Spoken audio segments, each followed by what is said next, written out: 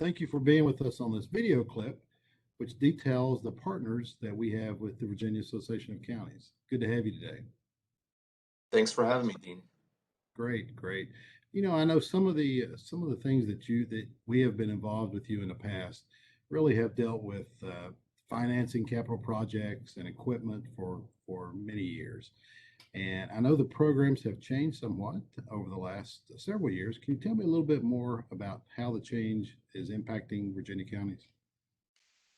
Sure. It's hard to believe, but our program was started 18 years ago in 2003. When we started out, we were offering basically a pooled bond program, which is similar to what state government is offering today. But we had one solution for local governments to finance. Today, we help them select and execute the source of financing, looking at all of the alternatives that are out there. So that includes bank loans, where we'll send out an RFP to banks across the country to find the best rates and terms for each locality.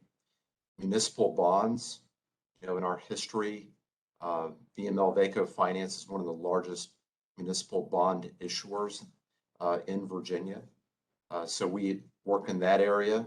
Equipment lease purchase financing is another area where we use an RFP process to obtain the best quotes from providers from across the United States. State and federal loan programs, that could be VRA, VPSA, the Public School Authority, rural development, and other programs. And we even have a couple of in-house programs. Commercial paper is one of those, which is a good source of financing for interim loans and short-term loans. Bob, I know that you all are doing a lot of stuff as far as financing equipment in many of the counties throughout the state. Can you give me an example of maybe something recently where you all have helped a county buy some fire trucks or school buses or something like that?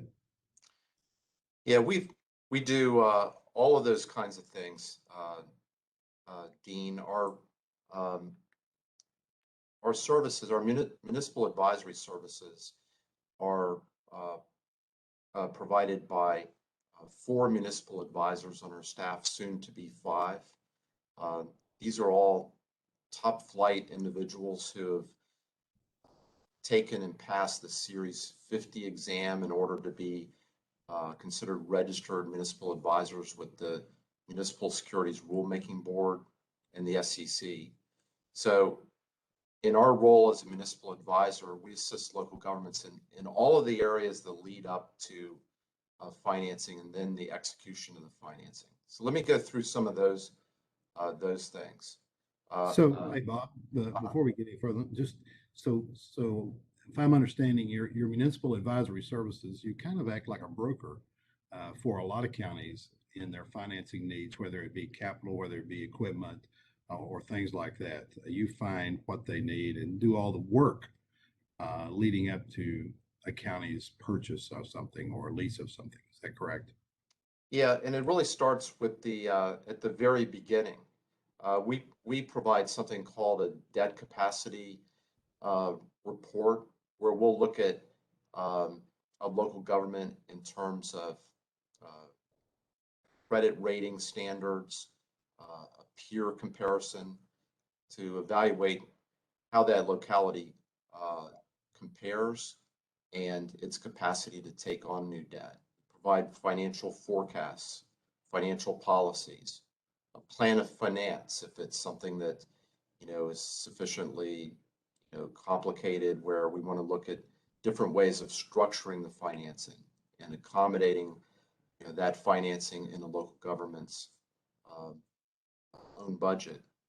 And then we select and implement the right financing for them. So so that's the point where we would go out and possibly solicit bank loans, equipment, lease purchase proposals, municipal bonds, and other things. And local governments can come to us and select any of those different deliverables, some or all of them, depending on what their needs are. A lot of times local governments come to us, they already know they're going to finance.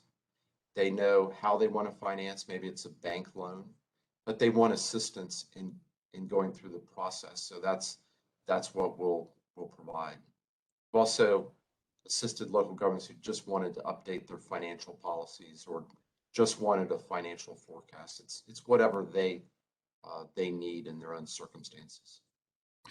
Bob, VACo VML Finance has the whole program has just grown immensely over the last several years, and which leads me to believe that counties are receiving a great value of the service that you guys provide. Um, is that right? I mean, are there grants also out there that can assist local governments that you all are following or that you're providing? Yeah, I think that what makes our program unique is that uh, we are the financial services arm of VACo and also the Virginia Municipal League. So our governing board is appointed by VML and VACo. These are all local government officials. They determine what services we provide and what fees we charge. So that makes us very accountable, I think, to local governments.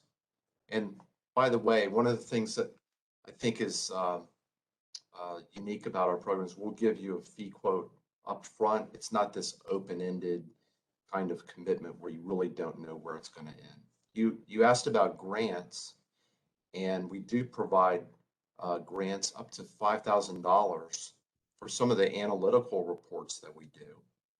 And then we also provide grants for some of the bank loans that we do as well. Bob, you guys, VACo VML Finance is a great partner to VACo and to Virginia counties. Really appreciate what you do for us and being the financial arm of the Virginia Association of Counties and the Virginia Municipal League. And just it's good to talk with you and share some of these things with our listeners. And thank you for being here today. Okay, thanks so much, Dean. Thank you.